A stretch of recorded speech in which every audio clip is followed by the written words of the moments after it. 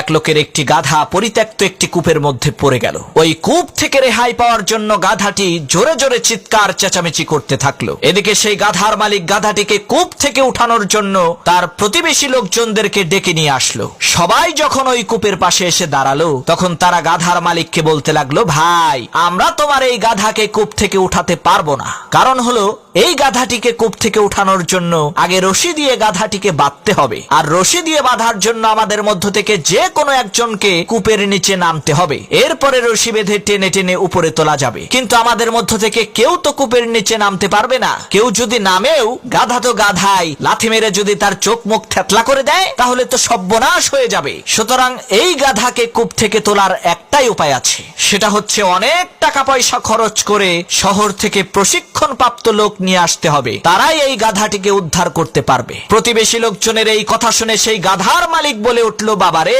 আমার এই বৃদ্ধ দুর্বল গাধাকে কূপ থেকে তোলার জন্য এত টাকা আমি খরচ করতে পারবো না। আবার এই গাধাটিকে এইভাবে কূপের মধ্যে রেখেও দিতে পারবো না। কারণ হচ্ছে, সে যেই রকমের চিৎকার চেঁচামেচি করছে, তাতে তো আমার বাড়ি থাকাই কষ্টসাধ্য হয়ে গেছে। এখন এর একটাই সমাধান, তোমরা ময়লা আবর্জনা, মাটি আর ধুলাবালি দিয়ে আমার এই পরিত্যক্ত কূপটিকে ভরাট করে দাও। এতে করে গাধাটিও কূপের মধ্যে দাফন হয়ে যাবে, আর আমিও শান্তিতে বাড়িতে থাকতে পারবো। গাধার মালিকের এই কথা শুনে প্রতিবেশী লোকজন সবাই মিলে ওই কূপের মধ্যে ময়লা আবর্জনা ধুলাবালি ফেলতে লাগলো। এদিকে কূপের মধ্যে থাকা গাধা মনে করলো তাকে উদ্ধার করার জন্যই এই কর্মযজ্ঞ চলছে। এ কারণে সে আরো জোরে জোরে চিল্লাতে লাগলো। গাধার চিল্লানো দেখে প্রতিবেশী লোকজনেরা আরো উত্তেজিত হয়ে আরো বেশি বেশি ময়লা আবর্জনা ফেলতে লাগলো। আর এদিকে কূপের মধ্য থেকে গাধাটি ময়লা আবর্জনা আর ধুলাবালি তার গায়ের উপর থেকে ঝেড়ে ফেলে দিয়ে লাফিয়ে লাফিয়ে ওই ময়লা আবর্জনার স্তূপের উপরে উঠতে লাগলো। এভাবে করতে করতে এক পর্যায়ে ওই কূপটি ভরে গেল,